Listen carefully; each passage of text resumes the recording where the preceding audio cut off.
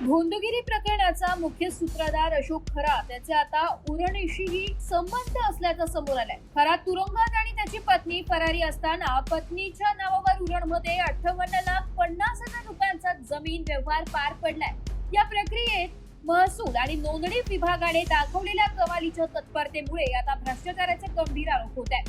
उरण तालुक्यातील चाणजे गावातील सर्वे क्रमांक 371/3 क्षेत्र 20R ही जमीन अस्मिता अविनाश म्हात्रे आणि कैलास मिश्रीमन शाह यांच्याकडून कल्पना अशोक खरात हिच्या नावावर हस्तांतरित करण्यात आली.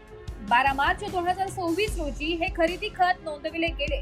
धक्कादायक बाब म्हणजे 17 मार्च 2024 रोजी पोलिसांनी अशोक खरातला बेड्या ठोकलाय.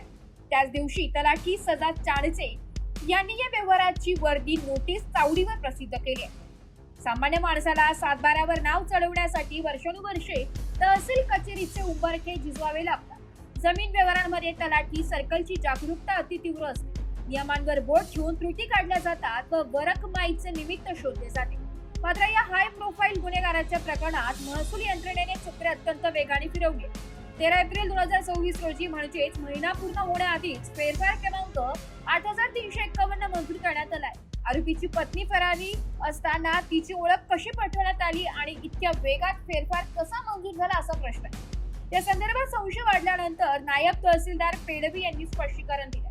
संबंधित फेरफार नोंद कार्यालयात आली होती, मात्र पुढील कार्यवाहीसाठी कोणीही न आल्याने ती रद्द करण्यात आली आहे. मूळ खरेदी खत अद्याप अस्तित्वात असल्याने भविष्यात ही नोंद पुन्हा जिवंत होण्याची शक्यता नाकारता येत नाही. त्यामुळे हा व्यवहार नेमका कोणत्या स्थितीत आहे याबाबत संभ्रम आहे. या प्रकरणातील दुय्यम निबंधक कार्यालय, तहसीलदार आणि तलाठी यांच्या भूमिकेवर आता प्रश्नचिन्ह उपस्थित केले जात आहे. फरार महिलेची ओळख पडताळणी कोणी केली, अटकेच्या दिवशीच नोटीस कशी प्रसिद्ध झाली, हा व्यवहार करण्यासाठी कोणाचा वरदहस्त होता, असे प्रश्न उपस्थित केले जात आहेत.